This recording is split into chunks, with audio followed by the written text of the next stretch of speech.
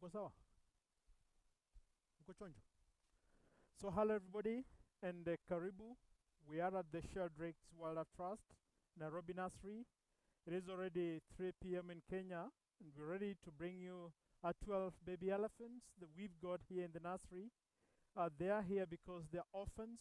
We take care of them as the guardians of the mothers because they were found all alone in the world without the families and without the mothers.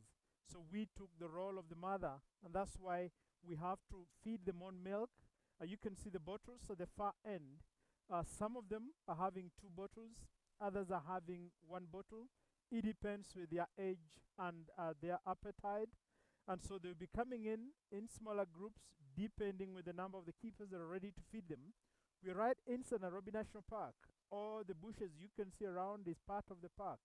The elephants will go out every day in the morning at 6, always accompanied by the keepers. We set them free out in the park so that they can learn by natural instinct on how to behave as elephants. And most behaviors in elephants are instinct, they just need direction. So that is why we set them in a wild environment so that they can learn what they need to learn before we set them free back into the world. When they're out in the park, they're always accompanied by the keepers because they're still young, they're orphans, the babies, they need all the protection and care and the companion. That's why we need to be with them out in the park all day from 6 in the morning up to 5 in the evening when they come back for bed. We feed them on intervals of 3 hours, and when it is feeding time, the milk will go to where the alphas are. When they are in the rooms, the milk is provided in the rooms for the keepers to feed them. We brought them here now so that you can have a view of them, since we've stayed for a long time without having the public viewing. So that's why it is good to bring you this live video so that you can see your babies, especially for those of you that have already adopted some elephants in the nursery. You like to know how your babies are doing. The elephants have already started to roll in slowly by slowly, and we've got 2 already coming down, being led by the latest arrival in the nursery. And that is an elephant by the name Olorian, who also happens to be the 2nd youngest in the nursery at the moment, who is approximately about 17 months, who was rescued from the Masai Mara. This was about 3 months ago, who was identified all alone. And just to give you a little story about elephants, they always stay in groups and families. They are matriarchal, which means the female is always the leader or in charge. And the young ones will need the mother's milk for a minimum of about 2 years. Some will go for more than 2 years, which means for all that period, a young one needs to be with the mother. An elephant like Olorian, who is about 15 months, being found all alone, meant that she was an orphan. She should have been with the mother to get milk and also protection against all other dangers out there, like being attacked by the hyenas and the lions out there. So being found alone meant that she was an orphan, and that's why a search was done for the mother and the rest of the family members and not found. And that's why a decision had to be made for her to be rescued. When she came in, we could tell she had been alone for a very long time because she was very thin. She was almost skeleton, which means she had stayed for a long time without getting the mother's milk. And baby elephants will start to develop the milk teeth at the age of between 2 to 4 months. These milk teeth are strong enough to start to feed on vegetation after the age of about 8 months. But they can feed on enough greens after the age of 2 years. Below that, they still supplemented with the mother's milk.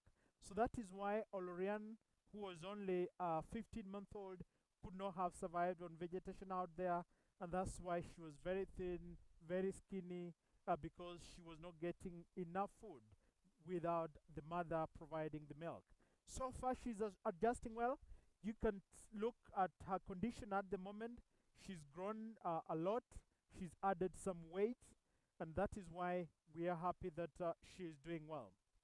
Joining us now is the youngest in the nursery at the moment, an elephant by the name Naleku, who is slightly over a year old, was 1 year old last month. And Naleku was also rescued from the Masai Mara. Her mother is believed to have died from a natural disease. and she was found in the company of another bigger female elephant who had her own baby that was still breastfeeding. Naleku was about 6 months old by then. So at 6 months, and the mother had died, but another female trying to protect her meant that, that is why actually we found her still alive, because at 6 months she was too young. Even the hyenas would have easily attacked her. But being in the company of this big female whom we call the auntie, this auntie could not give milk to Naleku, and Naleku had not started to feed on greens. It meant that she could have starved out there. And this auntie could not give milk to her because a lactating female does not want to jeopardize the status of her own baby for the sake of another one. And that's why the big female could only give milk to her own baby, but not Naleku, but could provide protection to her. And that's why there was need for her to be rescued and brought in the nursery. She's now over a year old, which means she's been with us for slightly over 6 months. And we are happy to note that she's a very determined elephant. She's a very courageous elephant. She's a very independent elephant, outgoing, not really relying on the other big ones in the nursery, wants to do her own things, very investigative as well, trying to go a different direction all by herself. And that tells when she's fully grown, should become a perfect matriarch out in the world. We do have Kiombo, who is still taking his bottle. And Kiombo is the oldest bull we've got around. He's almost 3 years old. You can tell he's got longer tusks and very thick tusks. Actually, the tusks of an elephant will start to protrude outside when they are approaching the age of 2 years. And Kiombo's tusks show that he's over 2 years. Kiombo was rescued from the Masai Mara. He was also identified all alone within the park, and that's why we had to rescue him. The tusks are important on an elephant because they will use them for defense. They will use them to cut the branches to feed. They will use them to dig down along the dry rivers to get water for themselves, and also create some water holes for some other animals out in the wild as well. And the tusks will grow as long as the elephant grows. And that's why they are very important on an elephant and are only important on a live elephant. And that is why we insist that people should stop poaching. The elephants should be set free in the wild. They should be left to live with the tusks and die a natural death, just like me and you expect to be. We do have Nabulu next to me, who is the second oldest in the nursery at the moment, who is slightly over 3 years at the moment. And Nabulu was rescued from the Masai Mara. She was identified all alone. You can also see her long tusks, which tells she's actually 3 years. She was identified alone in the park, very thin and very weak, very much dehydrated and emaciated, a sign that she had stayed for a long time without the mother's milk.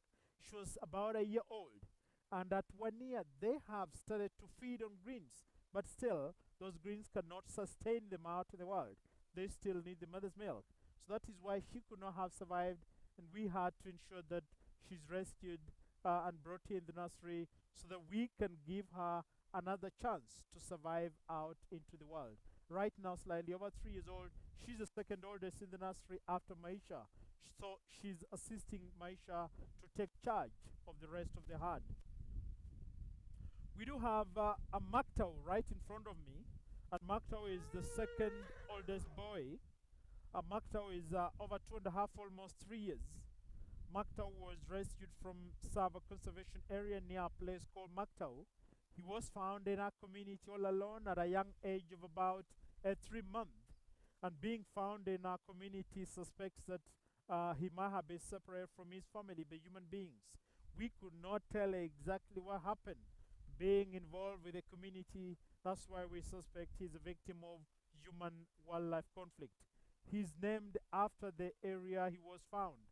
And most of the names for these elephants have got a relation to the place they were rescued, the reasons that caused them to be left orphans, something significant within the area, or the circumstances that caused them to be left orphans. So those are the things we look at before we give them the names. I do have Mukoka next to me, and Mukoka is a 2-year-old elephant. Mukoka can easily be identified from the rest of the herd because of his ears being folded. He was rescued from northern part of Savo East National Park, an area called Idumba. And this is an area we've got one of the reintroduction centers. And he was identified all along within the park, identified by our aerial surveillance who were on patrol. And one of the team members saw the footprints on the ground of a young elephant. And it is not normal for a young elephant to be alone. And that's why the whole team was keen and interested to find out why this baby is all alone and walking a different direction compared to the rest of the footprints of the herd.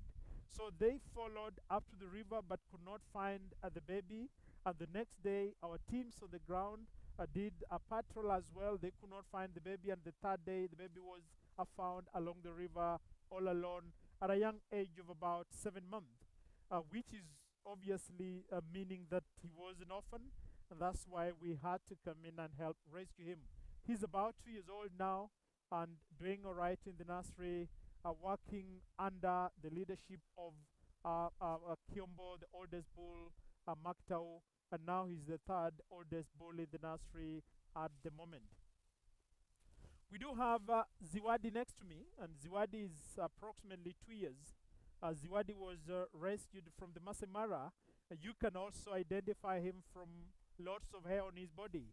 He's more hairy compared to all the others around, and Ziwadi is believed to have been abandoned or left behind by the rest of the family members for reasons we could not tell by then. But after some time in the nursery, we sort of have reasons to why she was left behind, because we discovered that she's epileptic and sometimes she goes into seizures, and this might have been the reason to why she was left behind by the rest of the family members.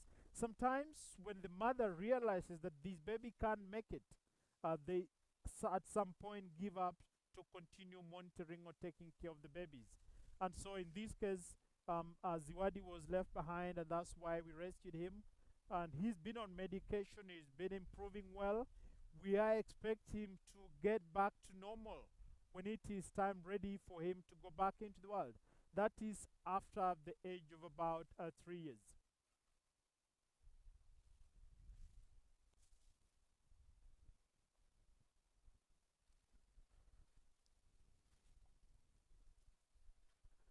We can talk about Maisha, who is right here, who is the oldest in the nursery, who is over 3 years old, who was rescued from Savo conservation area, whose mother is believed to have died from starvation because of the long period of drought, and that's why she was left alone while at the age of about 8 months. And right now, she's approximately over 3 years. And being the oldest female, she's in charge. She's the leader of the rest of the herd of the 12 elephants in the nursery at the moment. We do have Laro, who is 2 years old, who was rescued from the Masai Mara, who was Laro was rescued from the Olara Conservancy, and she's believed to have been separated from our family by human beings, and so she's a victim of human-wildlife conflict. We do have Naboishu right in the middle, and Naboishu is about 2 years old. He was rescued from the Masai Mara. The mother believed to have died from a natural disease as well, and that's why Naboishu was left all alone. Actually, not alone in the company of the rest of the family members, but without the mother to provide milk. So the others could only give protection, and without milk at a young age, one cannot make it. And that's why Naboishu had to be rescued. Taking water from the water hole at the far end is Kiasa, who is 3 years old now, who has lots of character, and who was rescued from Sava conservation area when she was about 8 months, also a drought victim. The mother believed to have died from starvation, and that's why she was left alone. So that makes a total of 12 elephants that we got in the nursery at the moment. Every time we have a different number of orphans, and this all depends on the reasons that are causing them to be left orphans. And one of the reasons that is causing them to be left orphans is human-wildlife conflict. And I'm afraid at the moment in our country, this is the major reason that is causing most of these babies to be left orphans. And human wildlife conflict is a big threat in our country due to the increase in the population compared to the space or size of land. And that has caused human beings to occupy areas that belong to wild animals. People are actually doing developments and doing farming in the migratory routes of wild animals or next to the parks or the reserves, and actually making the animals to get attracted to their crops and causing conflicts between wild animals and the communities in these areas.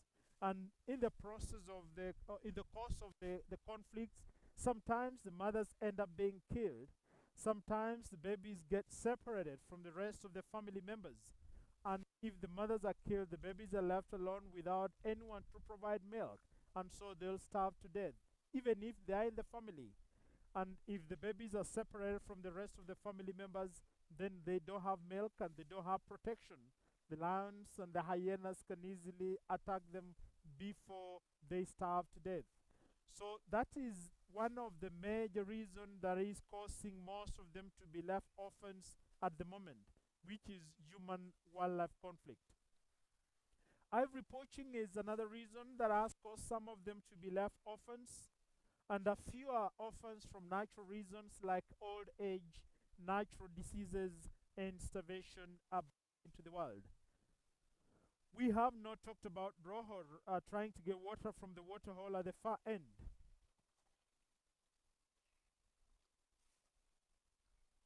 Actually, the youngest boy that we've got in the nursery at the moment, he's now about 1.5 years, rescued from Southwest. The mother suspected to have been killed by poachers, and that's why he was left alone at about 7 months.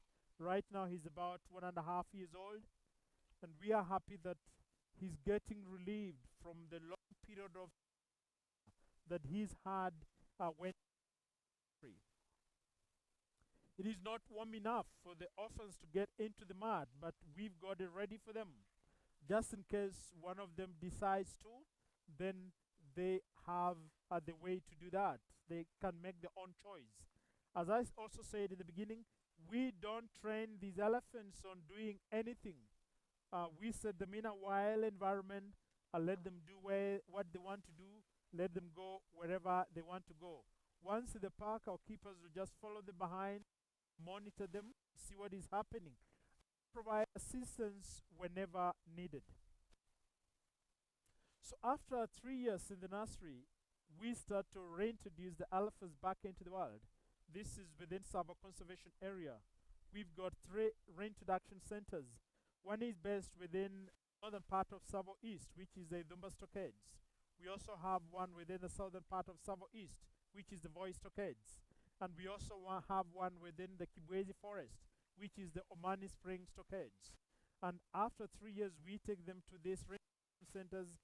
Our keepers will still monitor them, but setting them free in the park so that they can interact with different wild families.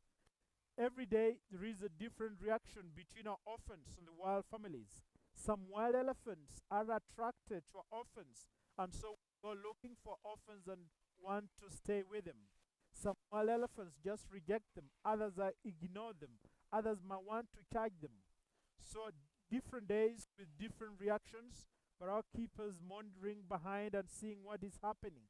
And after a long period, they start to make some bonds between our orphans and the wild elephants, who in the long run, those bonds turn into strong relationships, and our orphans get invited and adopted.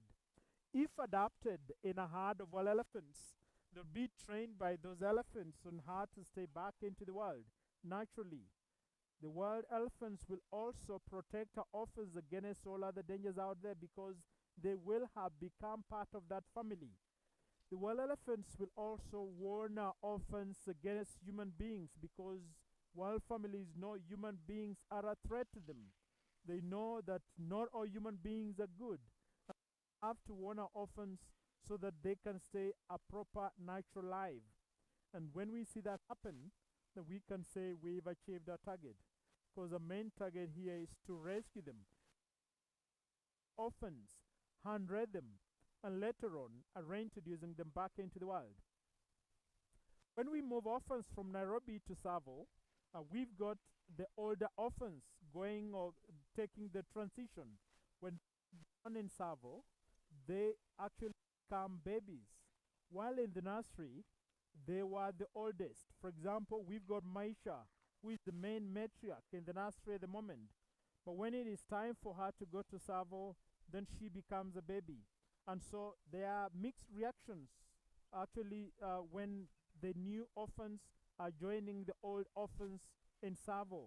And this is because one has been a leader here in the nursery, one has been in command, one has been instructing the others, but when down in Tsavo, they now become babies, they don't have any powers, they can't command the others, and now they have to calm down and be taken care of. First, they actually feel like they are happy to be taken care of. All the responsibilities on the shoulders have been taken care of by the older ex-orphans or the older orphans that we've got in Tsavo. And so they are happy to enjoy that period of being taken care of instead of having all the responsibility on your shoulders.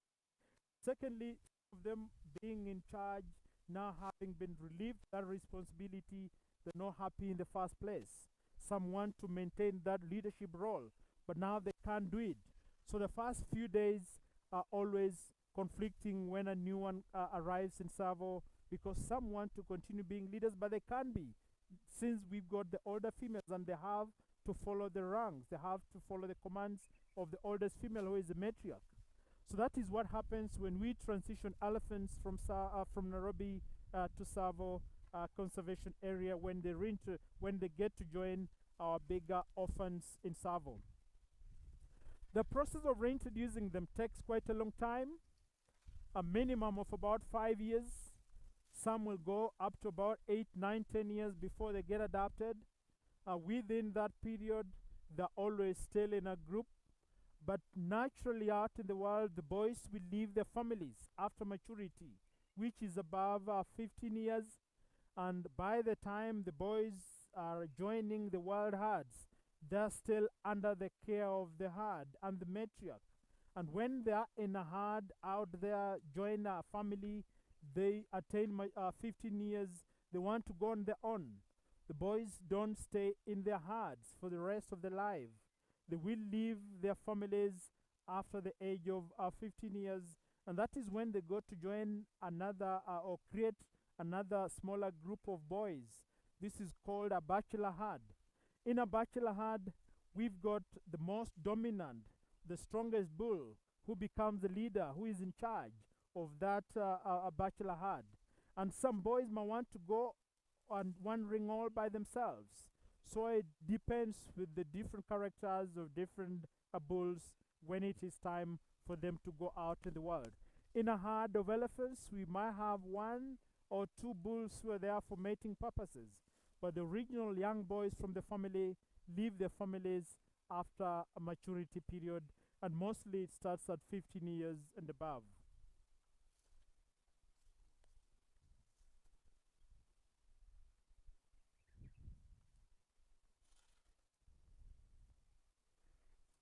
If you're joining us now, welcome. We are at the Sheldrick Wildlife Trust, Nairobi Nursery. 12 baby elephants with us now, already having had the milk, enjoying the greens and also the dust bath, being assisted by the keepers, and they stay here for 3 years before we start to reintroduce them back into the wild. When they're out in the wild, they feed on a variety of vegetation.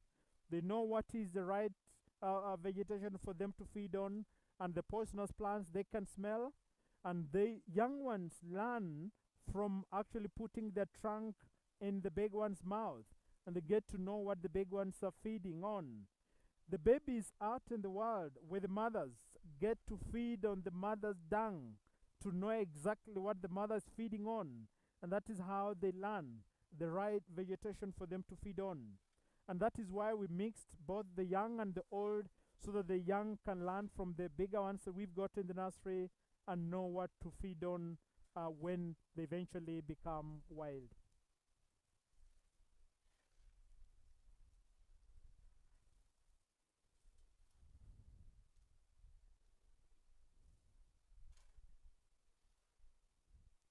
So the Sheldrick Wildlife Trust does not only take care of orphan baby elephants and rhinos, but we do have other projects that we undertake. For example, we have got mobile veterinary units, we've got anti-poaching teams, we've got a community project, we've got a dog unit, we've got an aerial surveillance, and all that is working together with the Kenya Wildlife Service to ensure that all animals are safe in the parks.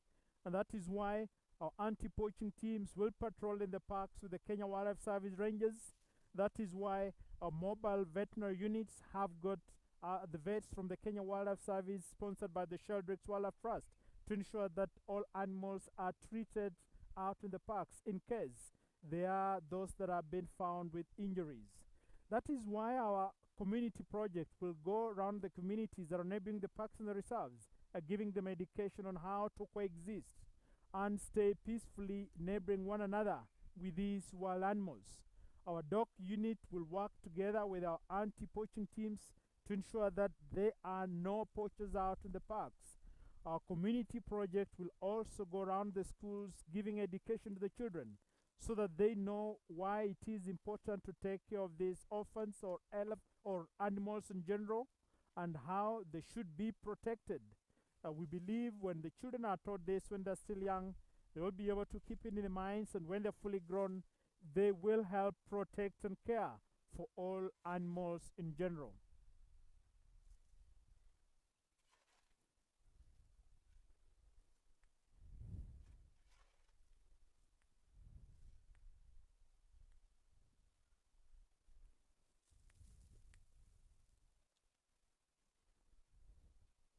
So you can realize most of the elephants are just standing around, which means they're ready to go out in the park and continue with their normal routine. I'd like to take this opportunity and thank you all for joining us. I also want to believe that you've enjoyed what we brought before you. If you want to help support the project, you only need to go on our website and find out how you can donate. You can do it in form of adopting an elephant.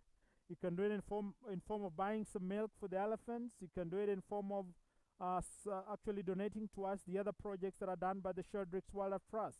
And if you adopt an elephant, we will create an account for you, and we'll be updating your account every month, letting you know all that is happening in the nursery. And you can adopt an elephant for yourself or as a friend. Thank you very much for joining us, and we hope that you are keeping safe. We shall continue to take care of these baby elephants. Go on our website and help support the work that is done by the Sheldrick Wildlife Trust. Asante sana.